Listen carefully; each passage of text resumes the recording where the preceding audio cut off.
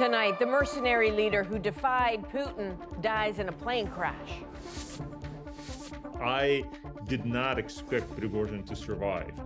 What the death of Yevgeny Prigozhin means in Russia and Ukraine. An Ontario court okays a decision sending Jordan Peterson for media training. And Peterson responds. Don't bloody well lecture me, some dimwit judge with a liberal bias.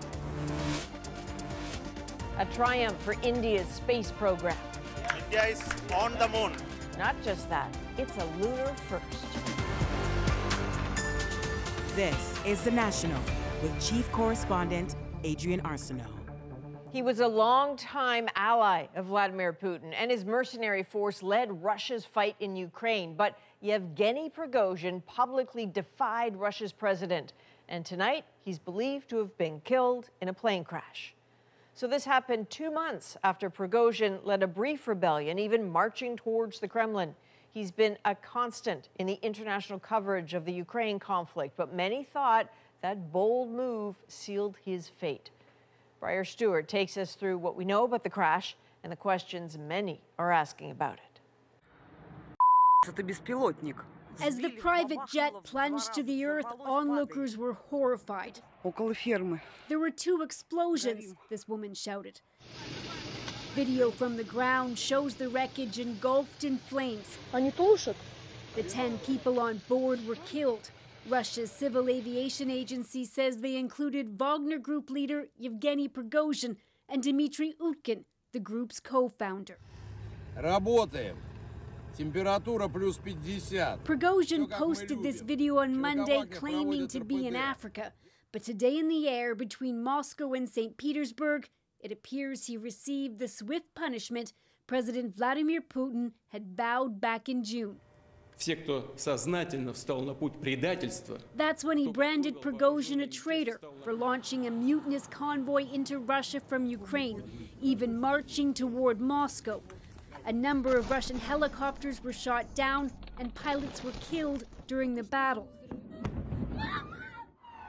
But when it was over, Prigozhin simply drove away and was even cheered by some as he did. After the crash, a Wagner-affiliated Telegram channel said Yevgeny Viktorovich Prigozhin died as a result of actions of traitors to Russia.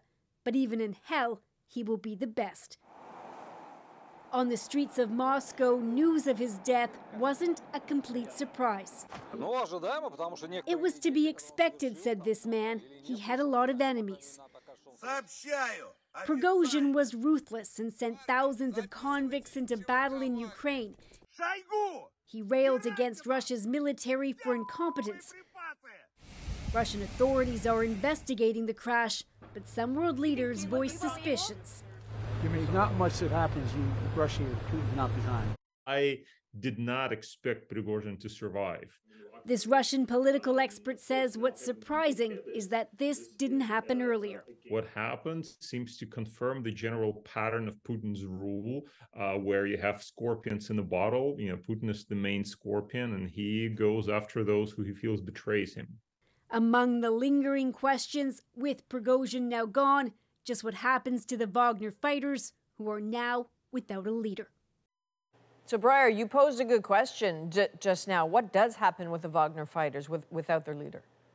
Well, Adrian, some veiled threats have already been posted online by those believed to be affiliated with Wagner. But really, the big question is just who's going to step in and command them, or whether they're all going to be folded into the Russian military. But it's clear that Russia is really going after some of its most vocal and influential critics. On the same day that Prigozhin was killed, you had a top general, Sergei Surovikin, who was taken out of his post. He had not been seen publicly since the Wagner mutiny. And last month, a former battlefield commander, Igor Girkin, who was convicted for his role in shooting down MH17, he was arrested and he's now silenced in prison. All right, Briar Stewart in London, thank you.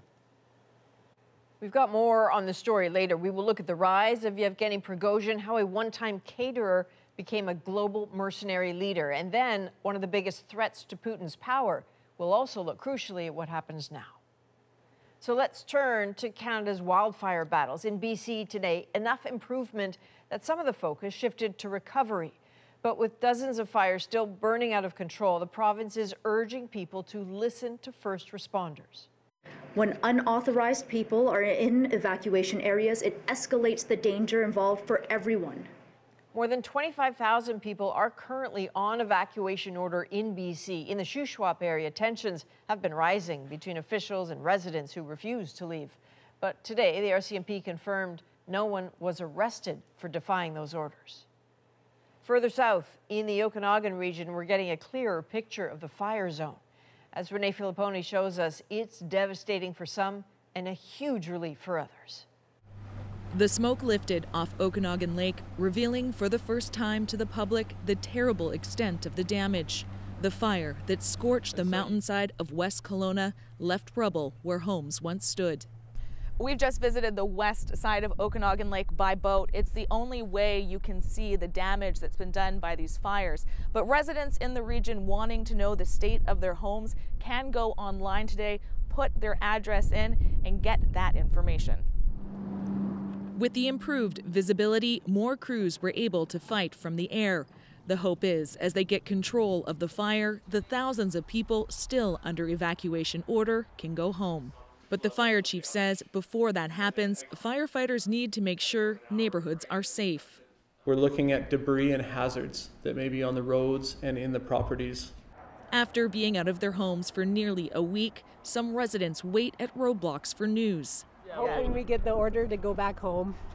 This family, who fled with their pets, can see their home has survived, even though almost 100 properties didn't. I just hope everyone can rebuild as fast as possible. It's just really sad to hear that. A little emotional today. I've been good up until today, and now I'm starting to fall apart. It's the unknown that has Susan Priest fearing the worst. Just beside the brown trees, right? Yeah. Just to the left of the brown trees. Because of the smoke, Priest hasn't been able to see if her home survived until today. She needed help to do it. We offered her a look through our telephoto lens. There it is. There it is, eh? There it is. Thank you. That's standing, yes. That's beautiful news. That's beautiful news. I know it's going to be dirty inside and all of that, but we know neighbors that have lost their homes, so we just feel very blessed that the word homes we got our house is still standing. Wow, Renee, what a moment. What was that like?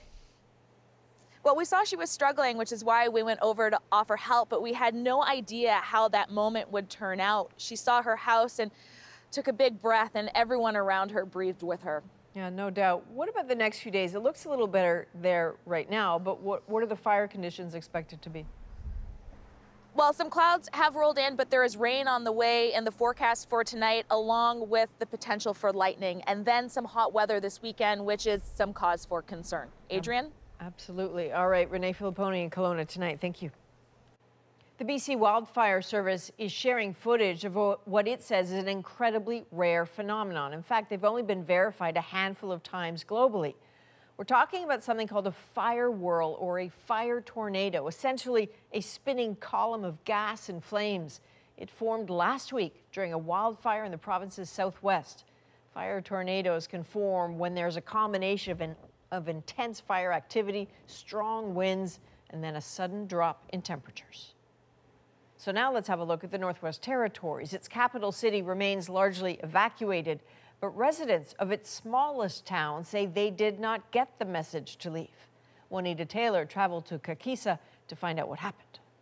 The streets of Kakisa are empty now that most of its 40 residents have left. An evacuation delayed, explains the chief. No, we didn't hear about it. We didn't know until we'd seen on the TV. An evacuation order was issued for Kakisa on August 17, but people here didn't learn about it that day. That's because their telecommunication system was down. We didn't see no smoke and no fire, so there was no, to us, there was no emergency at the time. Evacuees from Kakisa were expected in Fort Simpson, 320 kilometers away.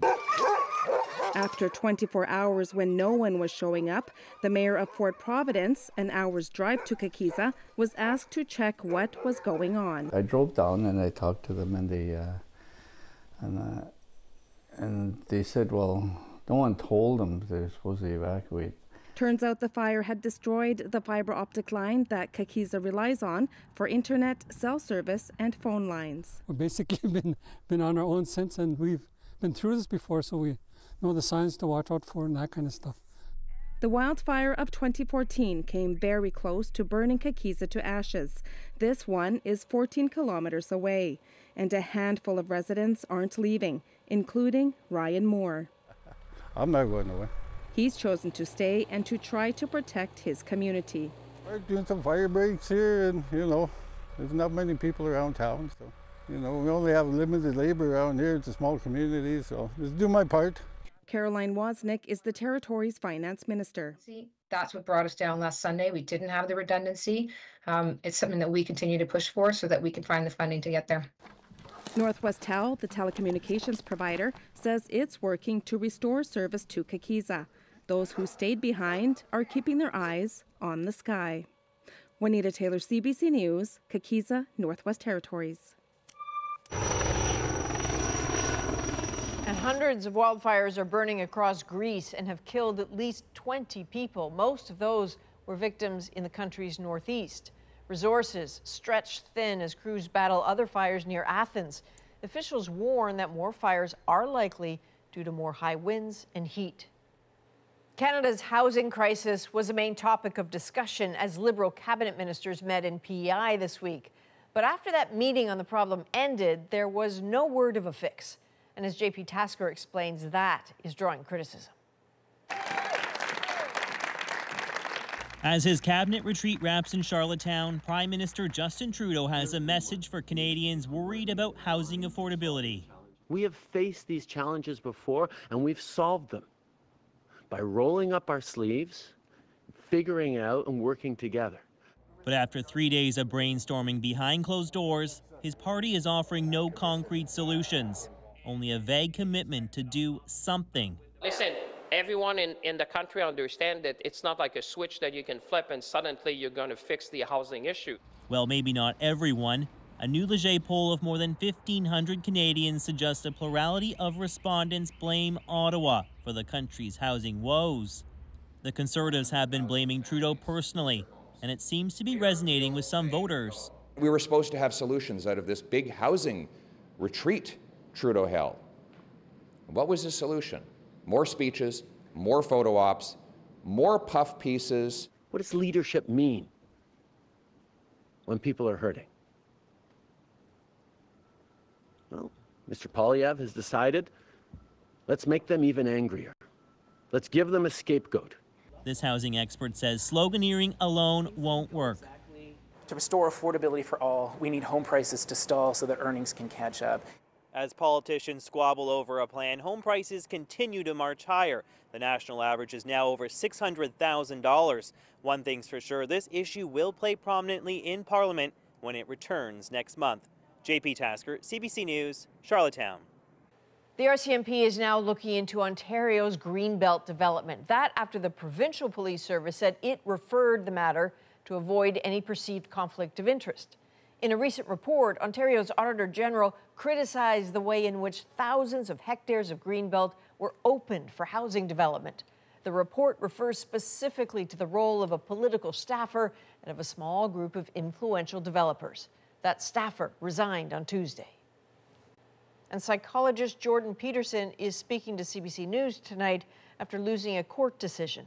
The well-known author and social media user has sued the college that regulates his profession. Travis Danraj has his response, delivered with some choice words. Where people are attempting to make us speak their language. He is no stranger to speaking his mind. What the judiciary is doing in support of the college is wrong, as we all know. An Ontario court says the province's College of Psychologists had the authority to tell Peterson to take social media training or face possible disciplinary action. So it's actually an indefinite sentence, conditional only on what? On what? On what? My compliance? By what standard? To cap it all off, a social media communication expert. Who the hell is that? It followed complaints about some of Peterson's online posts, like one about actor Elliot Page. Peterson said the doctor who removed Page's breasts was a criminal. Another was directed toward a former Ottawa City Councillor who uses they-them pronouns, describing Catherine McKinney as, quote, an appalling, self-righteous, moralizing thing. Inciting any type of hatred that could lead to, a risk to someone's well-being does start to cross that line. The court wrote Peterson cannot have it both ways. He cannot speak as a member of a regulated profession without taking responsibility for the risk of harm that flows from him speaking in that trusted capacity. Don't bloody well lecture me, some dimwit judge with a liberal bias, lecturing me about taking responsibility for what I say. Peterson says both it and the college overreached. This law professor disagrees. When it comes to licensing bodies of certain regulated professions, there are limits that are imposed that are part of upholding the integrity and the professionalism that comes with being a lawyer or being a psychologist. The decision will no doubt only add fuel to the fire worldwide between Peterson's supporters and detractors. Peterson says if he loses his license in Ontario, he'll get one elsewhere. In the meantime, he plans to appeal the court's decision. Travis Damrash, CBC News, Toronto. Cell phone use in Quebec's public classrooms will be banned, except for educational purposes. The province's education minister didn't put a date on it, but said elementary and secondary schools will have to determine how they enforce the new policy. Ontario implemented a similar ban in 2019. And parents are reacting with both criticism and approval tonight to Saskatchewan's new policy on changing students' names or pronouns. Those under 16 will need parental sign-off. Deanna Sumanak-Johnson on why some expect the issue could end up in court. Just weeks before the start of school, Saskatchewan's government announced a big change on a divisive issue. As of today, schools must seek parental consent when changing the preferred name and pronouns used by a student under the age of 16 in the school. Some say it will put children going through a gender transition at risk if their families are not supportive. They are pandering to the far right, and they are not concerned at all. This shows no concern for the physical safety and mental health well-being of children and youth of this province.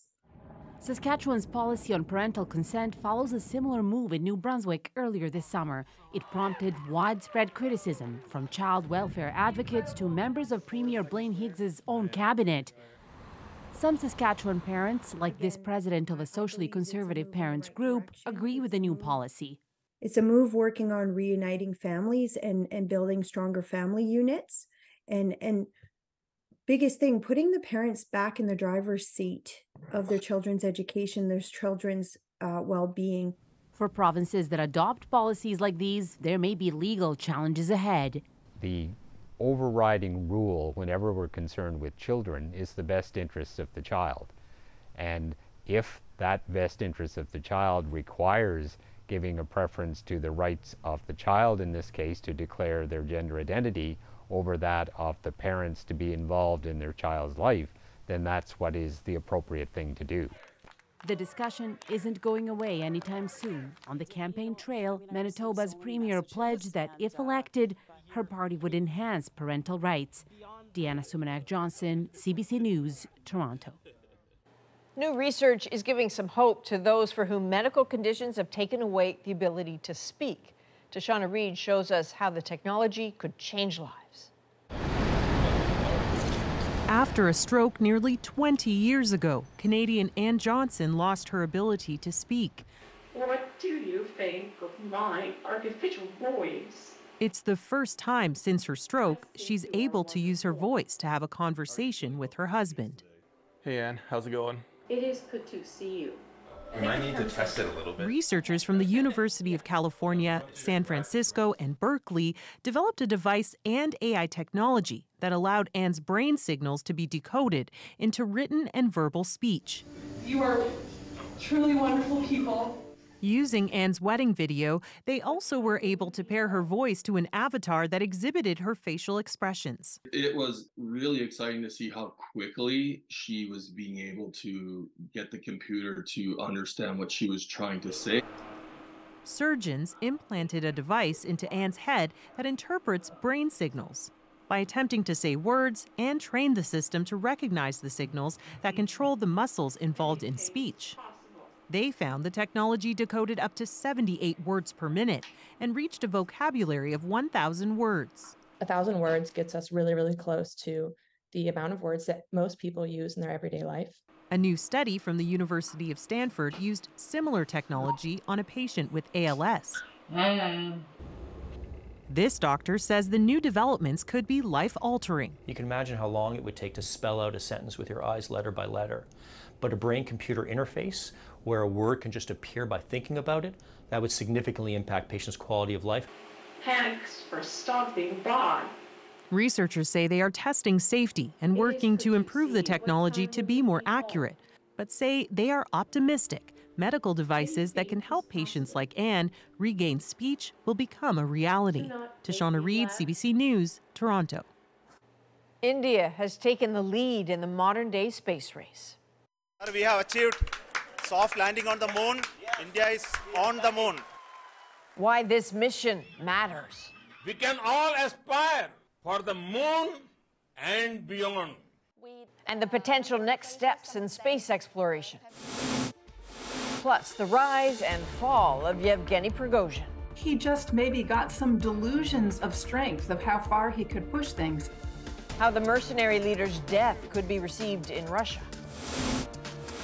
And should a potential Trump trial end up on TV?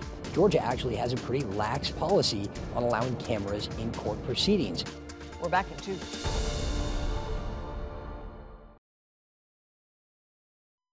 Officials in Pakistan took action following that miraculous cable car rescue in a remote mountain region. A day after a dramatic daytime helicopter rescue and nighttime rescues by zip line and arrest, police say the owner of the cable car system has been charged. India has now managed to go where no country has gone before, the surface of the South Pole on the moon.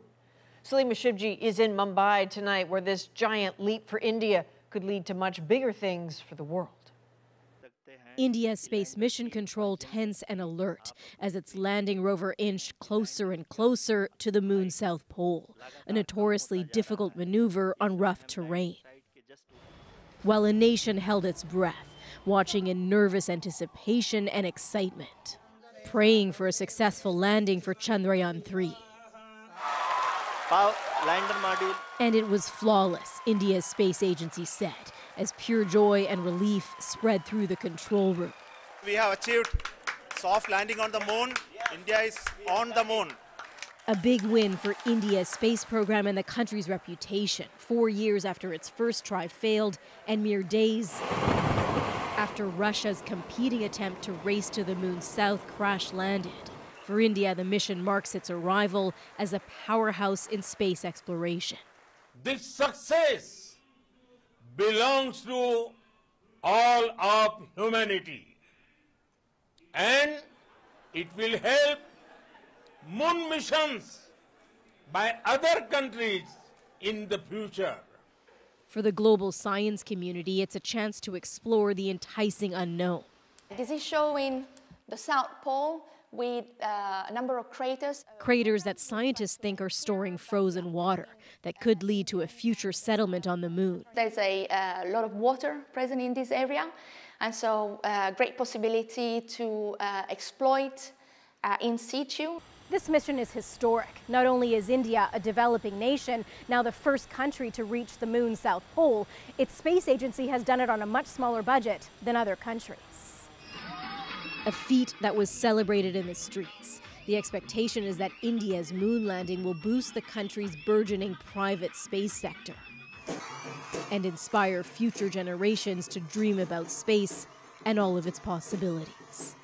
Salima Shivji, CBC News, Mumbai. Many predicted retaliation. Well, now the leader of the Wagner group has reportedly died. Prigozhin's head just swelled, and he sort of forgot who he really was. How Yevgeny Prigozhin's supporters and the Kremlin could respond. And taking a moment away from fighting wildfires. Right in the middle of the smoke, we're in the middle of where the fire had been. To become a Canadian citizen. The National takes you deeper into the story shaping our world. next.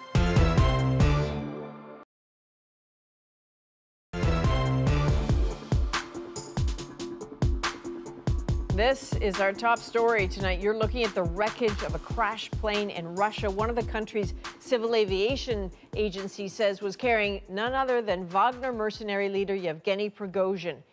He led brutal campaigns in Ukraine. And then 2 months ago, right now, he led a force to stage a potential coup in Russia.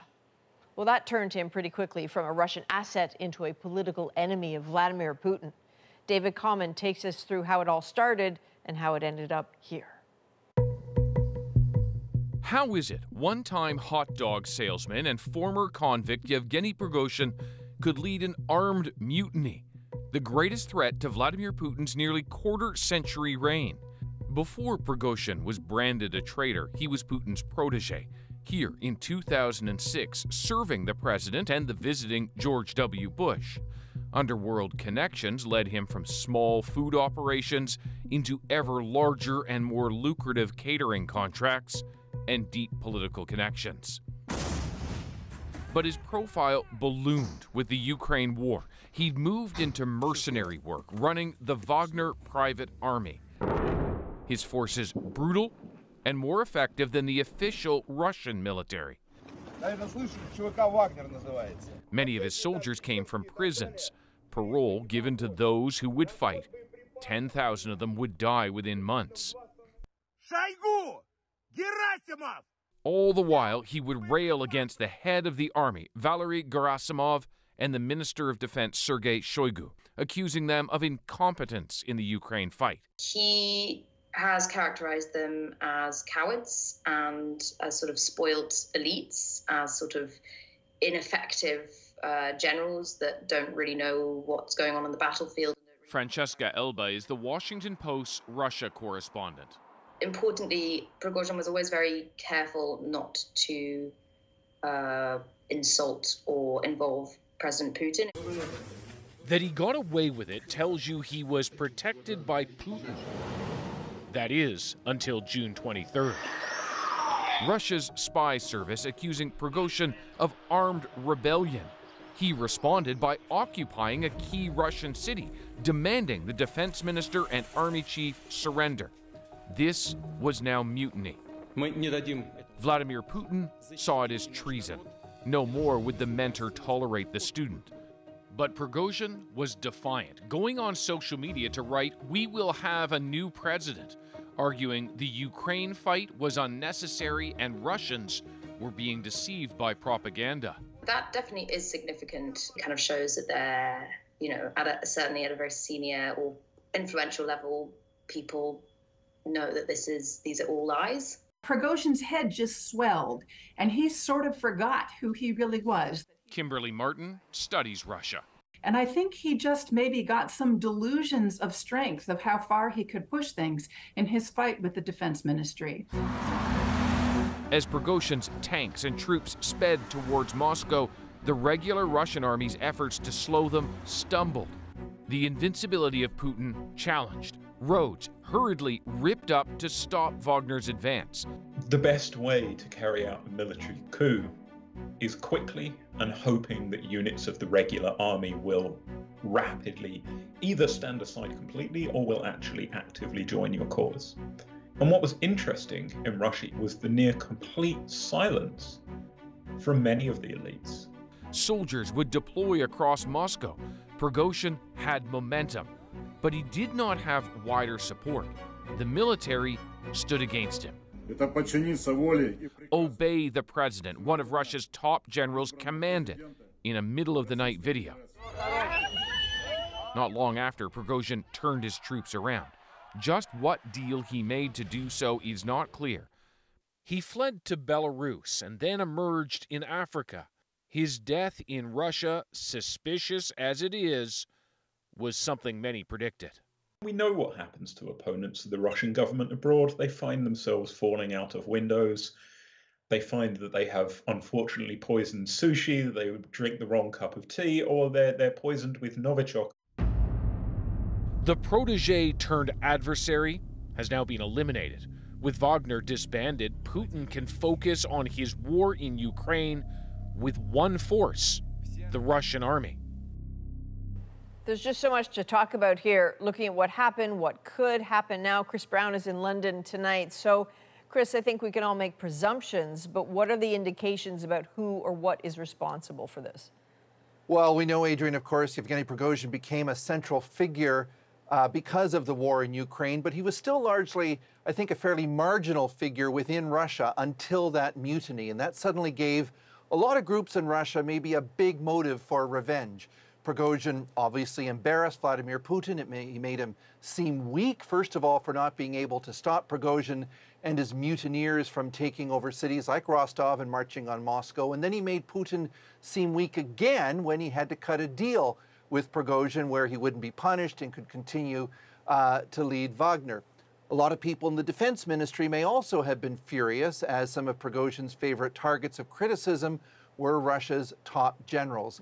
If Putin did this, and not a lot happens in Russia of this magnitude without his approval, if he killed yet another rival, it would be more of what we've seen in the past. This is what happens if you cross me. If it's some other arm of the Russian government responsible, then it's also significant because that could hint at perhaps the growing chaotic nature of Russia's government, that even though Putin is in charge, other actors now feel bold enough to make such a big decision on their own. Okay, so let's pull at this a bit. If Putin did order this assassination, I mean, is it a coincidence that it's exactly 2 months to the day since that failed coup on Moscow? I mean, does he believe in symbolism that much? Why wait 2 months to do this? You know, one of my favorite sayings is, I believe in coincidences, but I also believe in the Kremlin. I don't know if there's really a whole lot of coincidence and much that goes on.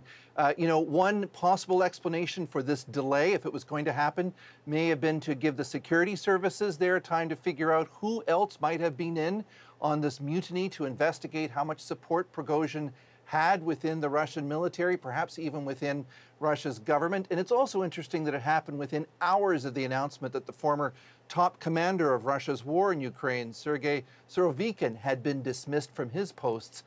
He hadn't been seen since that mutiny. So now in just a few hours, both of these key players are gone.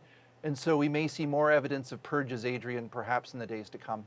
So that would have been a lot for people in Russia to digest today. What's your sense of what the reaction has been there?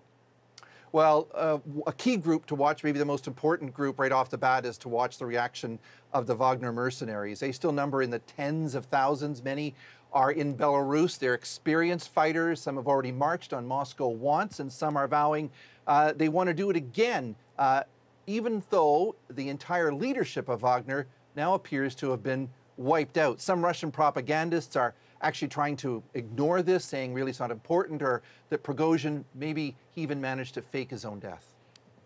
One last thought for you here. What's your instinct about the range of things that could happen next? Well, Wagner, as I say, their future looks very uncertain. The groups have been a big part of the Kremlin's goal of showing Russian military might around the globe, in Syria and Africa. Will Russia's military be able to take over Wagner operations? Will Wagner be disbanded? That's really too soon to know. As for the war in Ukraine, I can't see much changing there. Prigozhin's mutiny had almost no impact on the frontline fighting, and now Wagner fighters have been pulled back. Still, his soldiers killed thousands of Ukrainians. They're responsible for war crimes and atrocities, including castrating Ukrainian prisoners. So I think there will be glee there that he's gone. And finally, of course, Vladimir Putin. For him, the person who mounted the biggest threat to his rule in 2 decades, he's now dead. And there doesn't appear really to be anyone else, Adrian, in sight who's in a position to challenge him. Chris Brown, always appreciate your insight. Thank you. All right. Donald Trump's Georgia surrender is expected tomorrow, setting the stage for a media circus. This could be the only of his legal cases to play out on live television. Why this could be the most public of the 4 indictments he's facing.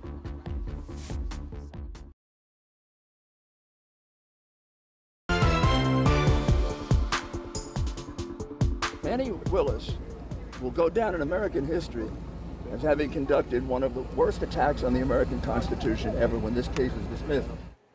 That is the defiant Rudy Giuliani who surrendered to officials in Georgia. The former advisor to Donald Trump was booked on several charges related to efforts to subvert the results of the 2020 U.S. election. He was met, obviously, outside the jail by a crush of reporters. So that scene is just a taste of what's to come. Tomorrow, Donald Trump is expected to surrender.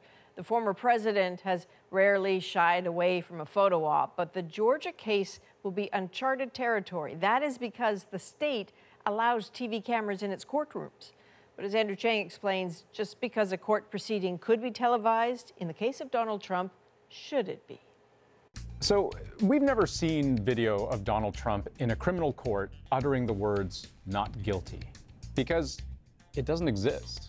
Despite being criminally indicted multiple times, we have not and very likely will not see video of Trump at his various arraignments or at trial until now.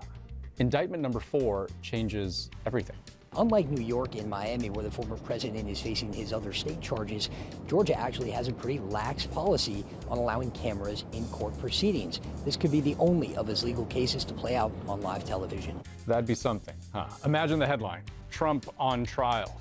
We're going to explain why it could play out that way and what a judge in the state of Georgia is going to need to consider before deciding whether Trump's latest indictment should, in fact, be televised for the world to see.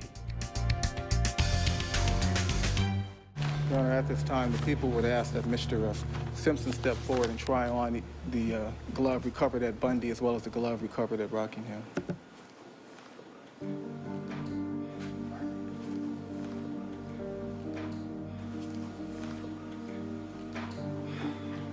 And I think so the jury can see, I'll ask Mr. Simpson to stand. That's People 77.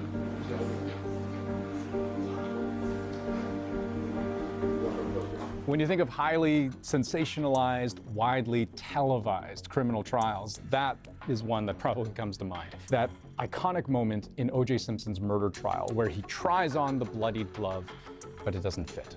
It makes no sense. It doesn't fit. If it doesn't fit, you must acquit. Unlike here in Canada, there is a very colorful history in the United States of cameras being allowed to capture criminal trials in all of their ugliness. Serial killers, Ted Bundy and Jeffrey Dahmer, 2 of the most widely watched trials in television history. But in the case of Donald Trump, until now, it just wasn't meant to be. The first indictment against him involving hush money payments to former porn actor Stormy Daniels, that's in New York.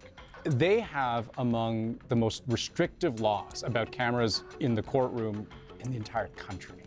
So in New York, it's largely a matter of privacy for witnesses. And so by law in New York State, any proceeding where any kind of testimony is being heard, cameras are banned. Now, don't get me wrong, there were cameras in New York for Trump's arraignment, camped out for hours, just waiting for that one moment. President Trump, will you come speak to us? President Trump? But from inside the courtroom, all we got were a few shots just before the proceeding got underway. Then cameras were ordered out. And in the case of Trump's other 2 indictments in Washington, D.C. and in Florida, those are federal cases. And federal courts have been very resistant to the idea of allowing cameras. Federal courts tried having cameras allowed back in the 1930s. It didn't always go very well. And so after a few bad experiences where it was seen as sort of a spectacle, where the media was very aggressive and cameras were very big and very present, the federal bar effectively banned cameras in trials. But this latest Georgia indictment, that's different. In the 98-page-long indictment handed up by a Georgia grand jury, it charges 41 counts, 13 of which Trump faces. By default, cameras aren't just allowed in Georgia courtrooms. They're considered an indispensable element of an effective and respected judicial system. And I don't think most people know this, but many of the court proceedings that led to Trump's indictment being given the green light, paving the way for a full-blown criminal trial, they've already been on television. Good morning, ladies and gentlemen. Can you all hear me way in the back? Excellent, I see thumbs up. I'm Judge Robert McBurney. So This is inside Fulton County Superior Court, where the judge is beginning the process where a grand jury evaluates the evidence and then decides if a criminal case. Judge McBurney, by the way, even has his own YouTube channel. Cameras are very much a part of the fabric of the courts in Georgia. I want to acknowledge that to my left, the media is here. This is a public event, so they are free to be here. So, brace for the trial of a decade to be broadcast in all its glory. From those mundane moments of paperwork being signed to the tense close-up of Trump weighing what unfolds before him. Except, whoever the presiding judge will be, they'll have the final say on camera access. Now, it's typically granted because Georgia law requires cameras to be allowed, but there are reasons a judge may decide Trump is an exception. And one big factor might be how it might affect the trial itself. And I think with the presence of cameras, though, there is an argument that witnesses are even more susceptible to being intimidated.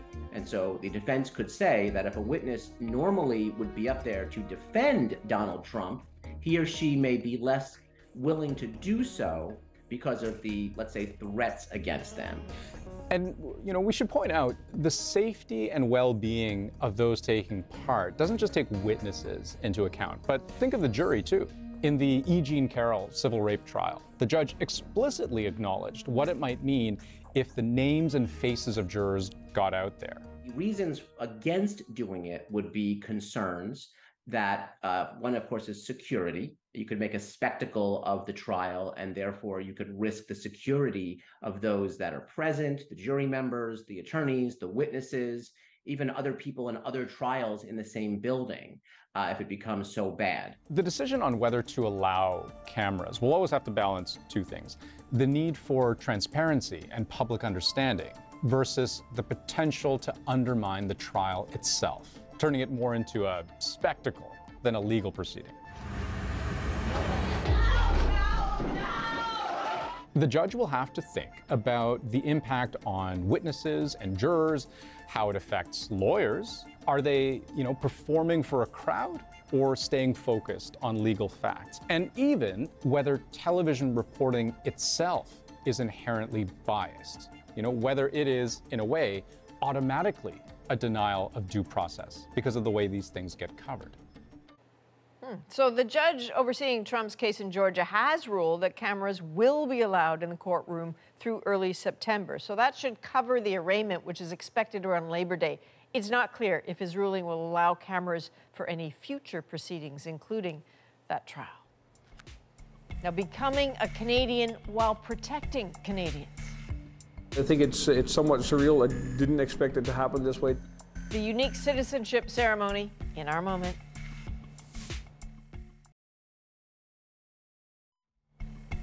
As firefighters rushed towards West Kelowna last week, right up to the front lines to try to battle fast-moving flames, one firefighter was able to find just a few minutes to achieve a very personal milestone. What was he doing? Well, he took Canada's oath of citizenship over Zoom in the back of a fire truck. And tonight, his commitment to becoming a Canadian is our moment. My name is Walter Roos. Moved here to Canada a number of years ago. Have a wife and 5 children. Joined the Fire Hall 15 years ago, and just recently became a Canadian citizen. It was quite unique. I got the invitation to be part of the swearing of the oath ceremony. Then we got the call to go to West Kelowna. I ended up talking in the morning to our task force leader. So he gave me a location that was as close to the city as possible so that we'd have cell service. So I was sitting in the back of the truck and I had an iPad that I'd installed Zoom on.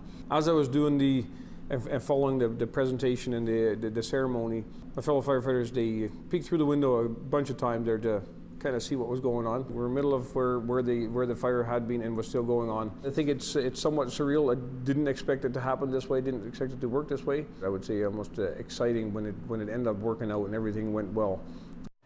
That's fantastic. Walter was in the interview was saying that, look, he didn't want his story to distract from the work that his colleagues, those incredible firefighters, are doing and we're doing together. But it's okay, Walter, for Canadians to celebrate another great Canadian. Thank you for what you're doing.